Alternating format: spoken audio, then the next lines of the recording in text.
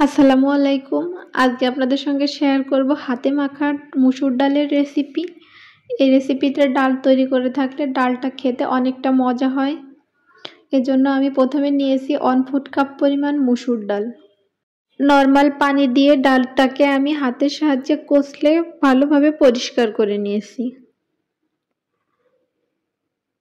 6 থেকে 7 বার পানিটা বদলে ডালটাকে ধুয়ে পরিষ্কার করে নিয়েছি।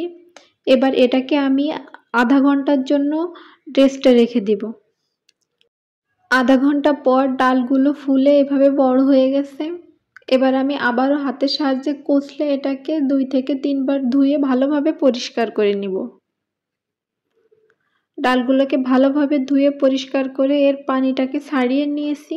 এবার এটা রান্না করার জন্য আমি নিয়েছি একটা প্রেসার কুকার। যেহেতু প্রেসার কুকারে রান্নাটা খুব অল্প সময়ের মধ্যে হয়ে যাবে, এজন্য আমি প্রেসার কুকারে ডালটা দিয়ে দিলাম একটা ছোট সাইজের আলু কুচি। এবার একে একে মশলাগুলো অ্যাড করব। প্রথমেই দিয়ে দিব পেঁয়াজ কুচি, এবার দিয়ে দিব রসুন, দিয়ে দিব কাঁচামরিচের ফালি, দিয়ে দিব স্বাদমতো লবণ, জিরার গুঁড়া, এবার দিয়ে দিব হলুদের গুঁড়া, দিয়ে দিব টমেটো পেস্ট। আমি এখানে মিডিয়াম সাইজের একটা টমেটো পেস্ট করে ফ্রিজে রেখেছিলাম। এবার দিয়ে দিব তেল। আমি এখানে সয়াবিন তেল ব্যবহার করেছি, তবে হাতে মাখা ডালের রেসিপির জন্য সাধারণত সরিষার তেলটা ব্যবহার করা হয়। এবার সবগুলো উপকরণকে আমি একসাথে হাতের সাহায্যে চটকে ভালোভাবে মাখিয়ে নেব। এখানে এভাবে হাতে মাখাটার উপরে ডালটার টেস্টটা অনেকটা নির্ভর করে। এটা একটু সময় নিয়ে ভালোভাবে হাতের সাহায্যে কষলে মাখিয়ে নিতে হবে। আমি বেশ কিছুক্ষণ ধরে এটাকে ভালোভাবে মেখে নিয়েছি। এবার এতে দিয়ে দিব পানি। এখানে খুব বেশি পরিমাণ পানি দেওয়ার প্রয়োজন নেই। ডালটা কোনো রকম ডুবে থাকে সেভাবে পানি দিলেই হবে। আমি এখানে টোটাল প্রায় 1.5 কাপ পানি ব্যবহার করেছি। এবার আমি ঢাকনাটা লাগিয়ে ডালটাকে চুলাতে বসিয়ে দেব। চুলাতে বসিয়ে দিয়ে আমি 4 থেকে 5টা সিটি তুলে নেব। এ পর্যায়ে আমি চুলার আঁচটা মিডিয়ামে রেখেছি। যদি চুলার আঁচটা বাড়িয়ে দেওয়া হয় সেক্ষেত্রে আরও 2টা সিটি বেশি তুলে নিতে হবে। সিটিগুলো তুলে নিয়ে আমি এটাকে ঠান্ডা করে নিয়েছি।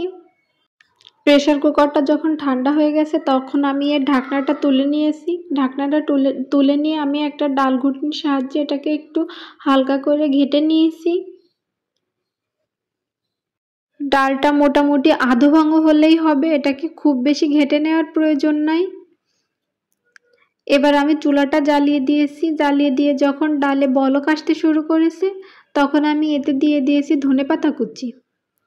ধনেপাতা কুচি দিয়ে আমি এটাকে 1 মিনিটের মতো জাল করে নিয়ে চুলা থেকে নামিয়ে নিয়েছি।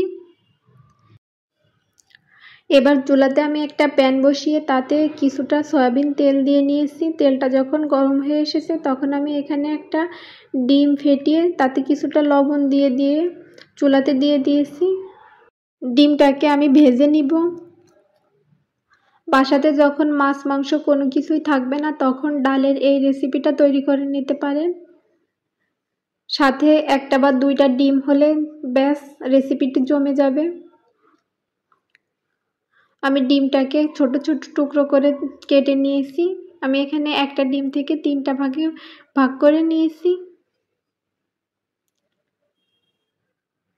এবার ভেজে রাখা ডিমের টুকরোগুলোকে তুলে আমি ডালের ভিতর দিয়ে দিব। ডিমটা গরম থাকা অবস্থাতেই ডালে দিয়ে দিতে হবে। ডিম দেওয়া হয়ে গেলে ডালটাকে আমি একটা সাইডে রেখে দিব। রেখে দিয়ে চুলাতে আমি আবারও সেম প্যানটা বসিয়ে দিব। প্যানে আমি আরও কিছুটা তেল দিয়ে দিব। এবার আমি ফোড়নের জন্য এতে দিয়ে দিব জিরা। জিরাটা যখন ফুটতে শুরু করবে তখন এখানে আমি অ্যাড করে দিব 2টা শুকনো মরিচ। আমি শুকনো মরিচ দুটোকে মাঝখান থেকে ভেঙে নিয়েছি। এবার এতে অ্যাড করে দিব পেঁয়াজ কুচি।